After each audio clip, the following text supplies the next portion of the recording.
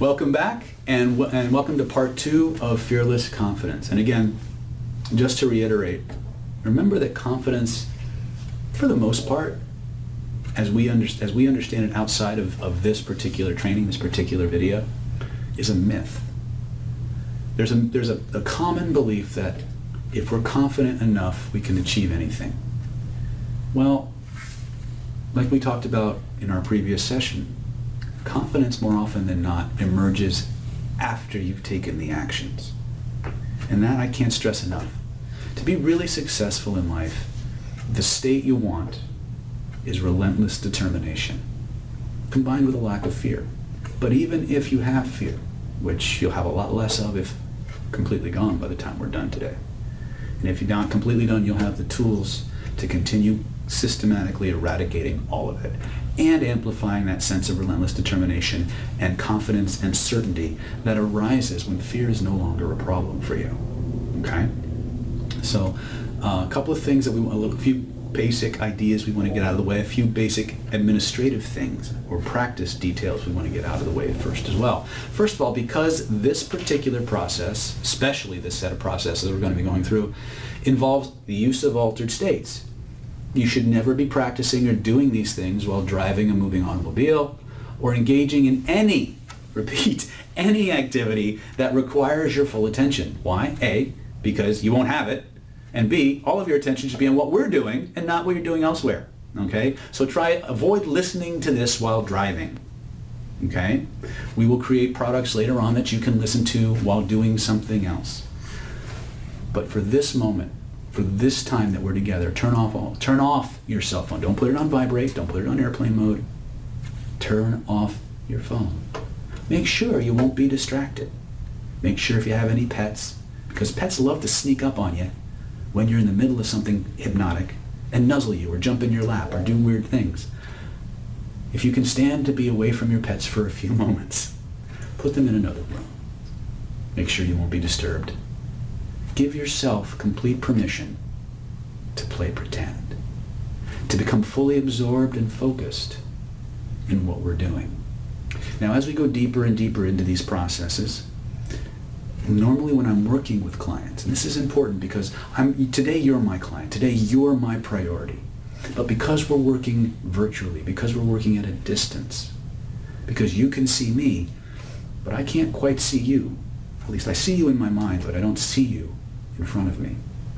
There are certain modifications, certain tweaks, and certain understandings that we have to have as we continue to go through these processes together. First and foremost is understanding that there's going to be an interactiveness between you and I. There will be points where you can just lie back and let these suggestions sink right in. There will be other points where I'm going to actually ask you to do something. Maybe point to where you feel something or to breathe in a certain way. Just do it. Don't put a measure on how well or how badly you do it. And most importantly, take all the time that you need to do these processes. You see, because we're working with a recording, because you're watching this at your own pace, I have to estimate based on what I know from the average client response how long or short it's going to take you to achieve a specific level of responsiveness or goal or result. If you fit in that model, great, just go right along. If for some reason you get done faster, wait for me to catch up. If for some reason it takes you a bit longer, take all the time you need and trust your unconscious to get the rest. It may help you many times to actually watch and go through this process multiple times to really ingrain these processes inside and then practice them on your own at your own pace so you can take all the time you need in the moments that we have. Certain areas I'm going to average about 15 seconds, 30 seconds, up to 45 seconds to give you the time that you need to catch up or to process. If you need longer, take longer. It's okay. This is for you. If you're done faster, just chill, enjoy the feelings, and wait for it. But however long or short you take, you're going to discover an amazing new sense of empowerment growing within you. A sense of realizing that you're no longer a prisoner of the memories and the recordings that your neurology made at times and in places when you didn't know what to do, when you didn't have the resources to go back inside and finish them, to tell your neurology what to do with them instead. So those are some very, very important considerations. The last part I want to talk to you about, or last two parts I should say. The first, understanding the dynamics between a conscious response and an unconscious one. And we're pretty familiar with what our conscious mind responds like, but we're not always really up to speed about how we determine a conscious response from an unconscious response. So there's 5 or 6 characteristics that I want you to become aware of, so that as we go through these processes, when you experience responses that have these dynamics, you'll understand you're doing it right. We'll talk about doing it right in a minute. So first and foremost, we need to understand that your unconscious always answers first. It's always your first impression. That's number 1. Number 2, your unconscious always answers honestly. Sometimes verbally, sometimes non-verbally. It always feels like you're making it up. That's number 3. If you get a feeling of, I ask for a question or ask for a response, like you're making it up, you're doing it right. That's your other mind communicating to you. Fourth part of that, which goes with number 3, is that you always have this crazy, insane desire to edit what just came up. Number 5, it's never loud. It's quiet, like a whim or a notion in the back of your mind. And lastly, it's almost never linear.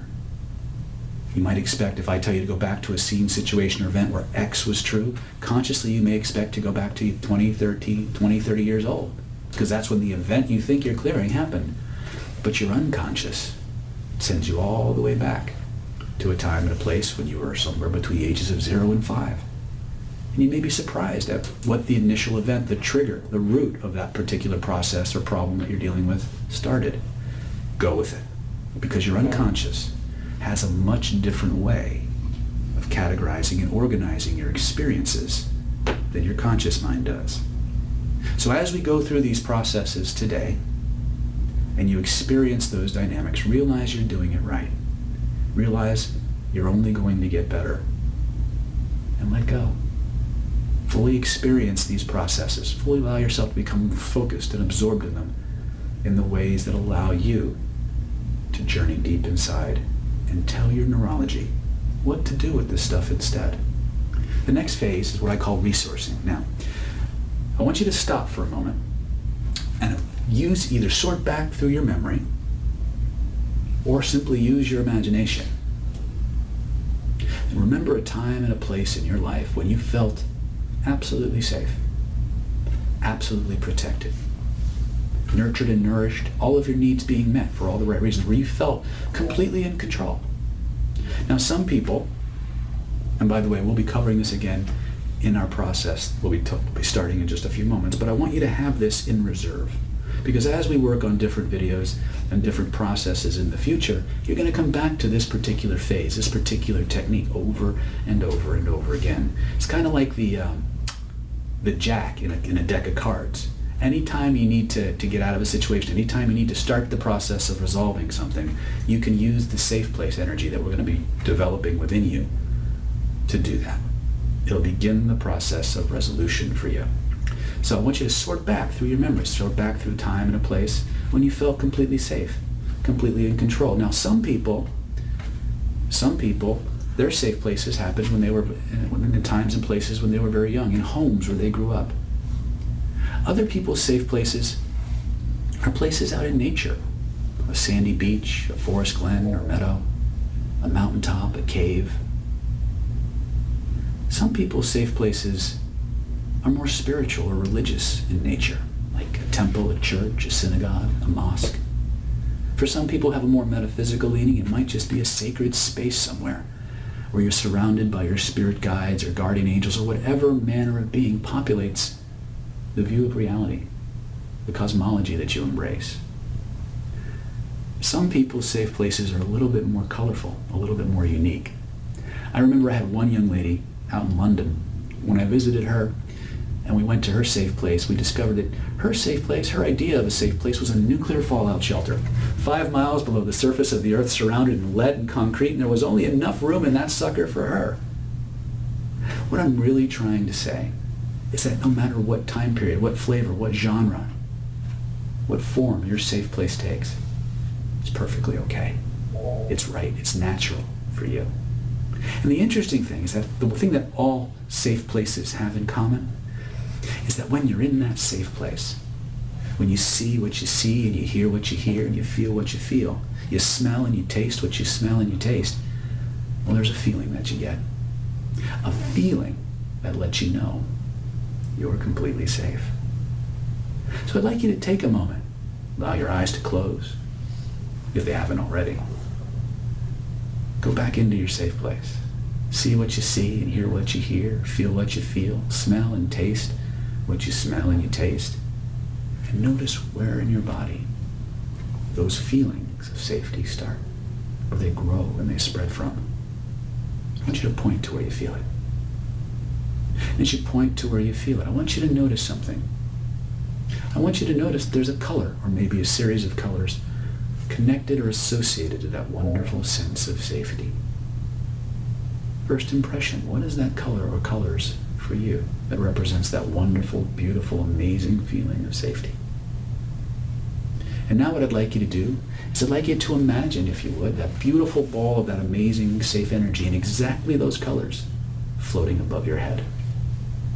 And I'd like you to notice how the feelings in your body begin to shift and change as that beautiful ball of safe energy begins to grow, begins to double in size and strength, triple and quadruple in force and magnitude, expanding to fill the room from floor to ceiling, from wall to wall, and all points in between, wrapping itself around you like a blanket, a cocoon, a shield, a suit of armor, screening you from all the less than positive things in the outside world, real or imagined, while at the same time flooding your mind, flooding your body, flooding your system with everything it most wants, everything it most needs, in an endless, ever-expanding, unlimited supply.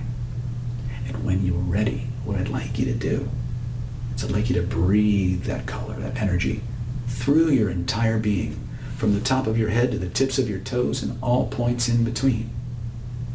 I'd like you to notice how the feelings in your body shift and change as you do that. Let it fill you up like water fills up a bottle, like fluid fills up a test tube, like hot air or helium fills up a balloon.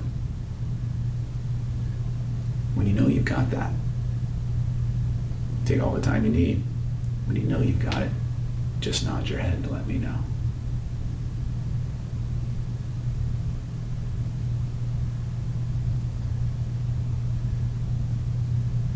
Excellent. You're doing great. Now, you may have finished already. You may still be working on it. That's okay. Just keep going. Now, in a moment, not yet, but in just a moment, I'm going to ask you to slowly scan your body once again. I want you to notice any place in your body where you're holding on to any points of tension or density or tightness. These are places that your body has stored some form of emotion, memory, belief, or experience. When you find those areas, all I want you to do is breathe your safe energy through those areas, over, around, and through them in an infinite, ever-expanding, unlimited supply, like hot water running over an ice cube. And notice what happens to those areas as you do that. Take all the time you need to allow that process to take place. And when you know they're completely gone, allow yourself to count up from 1 to 5 inside and bring yourself out of this state, bringing all these wonderful transformations with you. And any time from this moment forward when there's a feeling in your body you want to change, a feeling in your body that causes you to feel less than positive, all you have to do is close your eyes. Remember your safe energy and the color connected to it. Find that spot. Assign a color to it. Breathe your safe energy through it and notice what happens. Now, this is just a preliminary process. We're going to build this into a much more in-depth system for you. But this is one that you can do every single day before you go to bed. You can do it when you wake up in the morning to start the day off with a sense of feeling perfectly safe, protected, nourished in all the right ways. So I'm going to allow you to count yourself out at your own rate and speed. Allow your eyes to open.